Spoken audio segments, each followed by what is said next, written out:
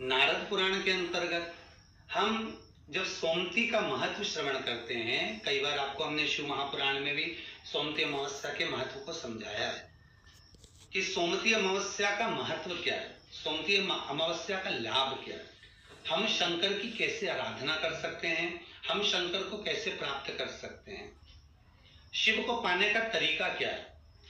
सोमती साल भर में सोमती अमावस्या 1 या 2 पड़ती है, साथ में पुष्य नक्षत्र पड़ रहा है जिसको सोम पुष्प कहते हैं, अर्थात भगवान शंकर मां पार्वती के साथ में निरंतर विहार करने के लिए सोमती अमावस्या का दिन था, जिस दिन उस ब्राह्मण की कन्या का विवाह हुआ था। धोवन सिंदूर देकर आ रही थी। धोवन का नियम था शिव की आराधना कर कर सोमती की फेरी लगाती थी। आज वही सोमती अमावस्या पड़ गई, और सोमती अमावस्या पड़ी तो जब घर से चली तो हाथ में कोई वस्तु नहीं थी। सोमती अमावस्या के दिन पीपल के वृक्ष की फेरी जो लगाई जाती है वो खाली नहीं लगाई जाती,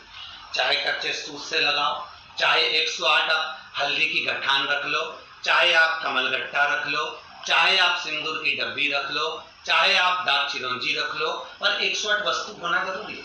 सोना धोबन के हाथ में कुछ भी नहीं था। पीपल के वृक्ष को देखा, सोमती अमावस्या है और मेरा नियम है मैं सोमती अमावस्या को 108 फेरी देती हूँ अखंड सौभाग्य के लिए। लगा, उधर पति तो चला गया था। सोना धोबन ने एक ईंट पड़ी हुई थी, ईंट के 108 टुकड़े कर लिए,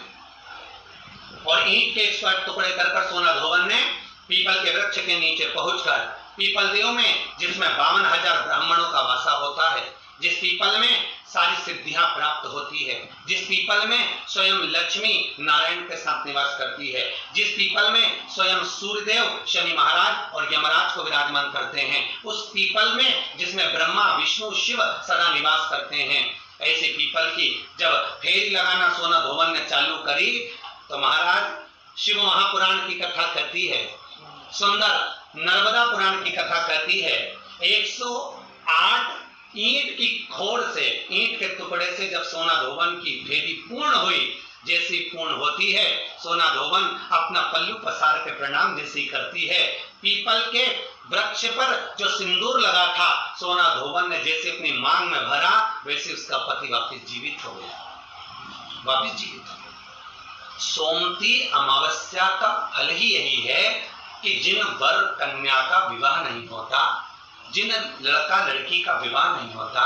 जिन पति पत्नी में आपसी में टकरार चल रहा हो, अदालत तक बात पहुंच गई हो, जिस घर में शांति नहीं रह रही हो, आपस में क्लेश बड़ा मचा हो, ऐसी हो गया मन में कि अब एक तनाव बहुत बढ़ गया है, संबंध टूट जाएगा, तो निवेदन है सोमती अमावस्या के दिन आप भी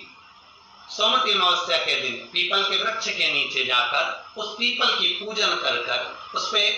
कुंकु सिंदूर चंदन समर्पित कर कर कच्चे सूत से 7 परिक्रमा करिए। 7 बने तो 7, वैसे तो 108 लगाओगे तो आपके जीवन में सुखता आएगी। और ये वो सोमती अमावस्या पड़ रही है जिसको सोम पुष्प कहा जाता है, पुष्य नक्षत्र पड़ रहा है, और ऐसे श्रावण के अंतर्गत पड़ रही है जिसमें 2 शनि प्रदोष है, जो स्वयं भगवान शंकर के लिए शुभ है। आप